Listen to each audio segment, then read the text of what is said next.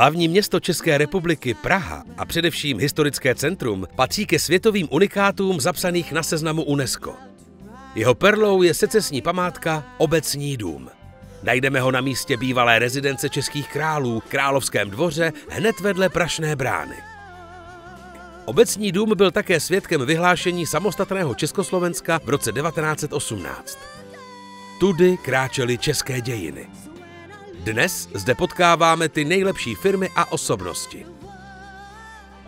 Zde, v reprezentačních prostorách Smetanovy síně, vyhlásila panevropská společnost Comenius výsledky prestižní soutěže českých 100 nejlepších, Lady Pro a Gentleman Pro.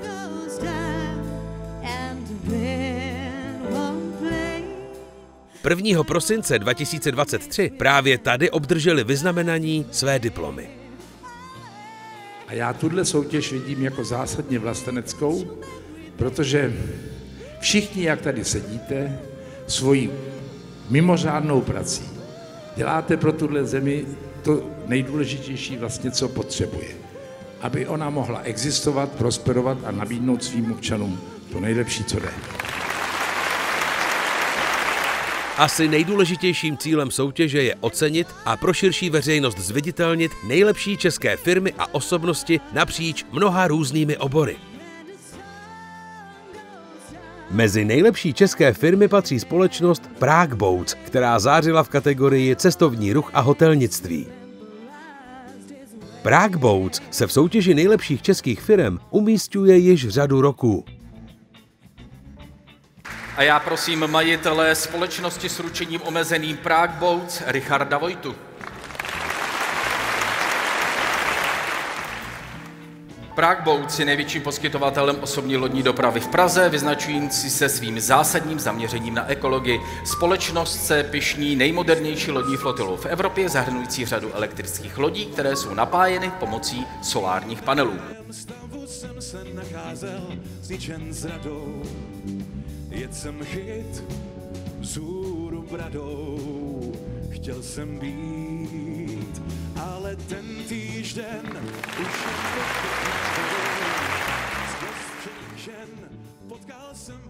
Dámy a pánové, je to obrovský zážitek být mezi samými nejlepšími a doufám, že ta akce bude trvat tak dlouho, až v zemi nebude nikdo jiný než jen ti nejlepší.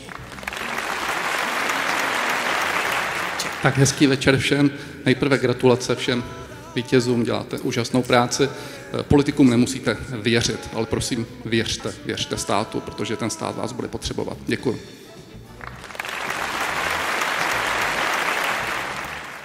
Vážení přátelé, věřte tomu, nevěřte, ale je to po 28.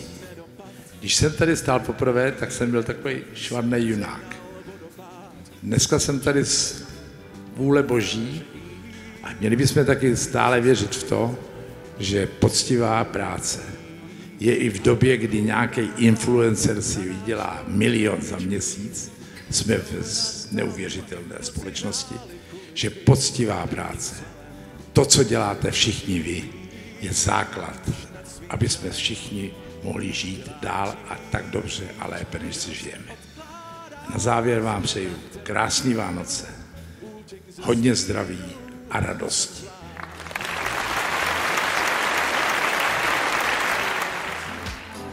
Krásnou tečkou večera byla módní přehlídka známé české návrhářky Tatiany Kovaříkové.